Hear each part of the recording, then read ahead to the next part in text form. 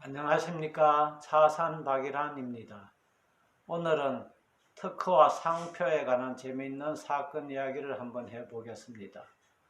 여러분, 비아그라라는 약을 아시죠? 비아그라라는 약이 한때 많이 인기를 얻었습니다. 그렇지만 이 약은 특허 제품인데 특허 기간이 만료되었습니다. 특허 기간이 만료되면은 다른 회사에서도 그 기술을 사용하여 같은 약을 제조할 수 있습니다. 비아그라 회사에서는 비아그라의 독점권을 좀 더 유지하기 위한 여러 방안을 모색하였습니다.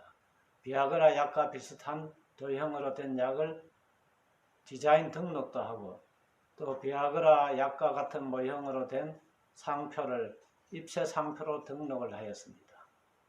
후발 디자인 한국의 회사가 88정이라는 이름으로 같은 약을 출시하여 판매하자 비아그라 회사에서 소송을 제기하였습니다.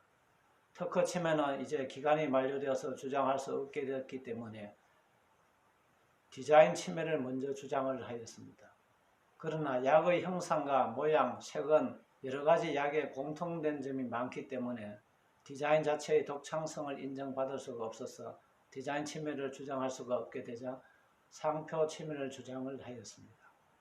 이때는 우리나라에도 입체 상표라는 개념이 도입되었기 때문에 입체 상표를 등록 출원하였습니다.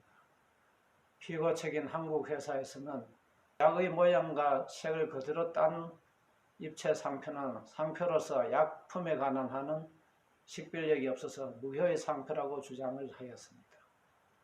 위와 같은 주장에 대하여는 대법원에서도 약의 모양과 형상을 약이라는 상품에 사용하는 것은 식별력이 없다고 하여 무효라고도 보았습니다. 그런데 특이한 것은 이와 같은 비아그라 약이 그동안 장기간에 걸쳐서 많이 팔렸음에도 불구하고 아무도 그와 같은 약과 형상의 모양에 대한 디자인에 대해서 이의를 하지 않았기 때문에 이 약은 너무나 유명해진 약이 되었습니다. 비록 출원 초기에서 등록할 때까지는 식별력이 없다 하더라도 그 뒤에 아무도 이의를 하지 않는 기간 동안에 독점적으로 장기간 사용하여서 모든 사람들에게 알려질 정도로 유명하였다면 새로운 식별력을 취득한다는 상표법의 원리에 따라서 사용에 의한 식별력을 인정받아서 무효인 상표가 아니라고 판단을 받았습니다. 두 번째로, 그러면은 한국 회사가 이와 같은 상표를 침해하였나가 문제가 되었습니다. 여기서는 우리가 물건을 구입을 할 때 상표를 보고 구입을 하느냐 그렇지 않느냐가 아주 중요한 요소가 됩니다. 여기서는 전문의약품이 문제가 되었습니다.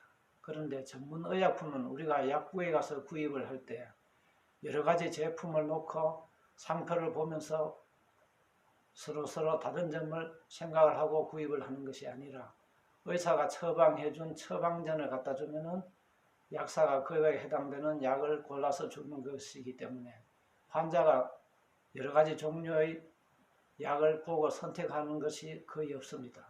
대부분에서도 이와 같은 거래의 실정을 참작하여 이와 같은 입체 상표가 비록 유효하다 하더라도 전문의약품의 경우에는 오인 혼동의 우려가 없다고 하여서 한국 회사가 미국 회사의 상표권을 침해한 것이 아니라고 결론을 내렸습니다.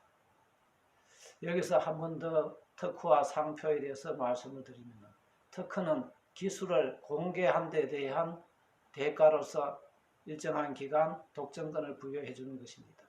그러면 왜 이와 같이 독점권을 부여해 줄까요?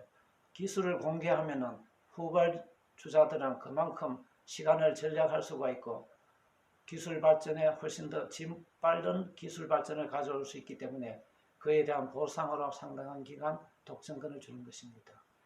이에 반해서 상표는 그와 같은 기술적인 요소가 없기 때문에 상표를 개발한 사람은 기간이 만료되더라도 다시 갱신하여서 얼마든지 상표권의 기한을 연장할 수가 있습니다. 이것이 특허와 상표의 큰 차이점이라고 할 수 있겠습니다. 오늘은 특허 사건에 관하여 하나의 재미있는 사안에 대하여 말씀을 드렸습니다.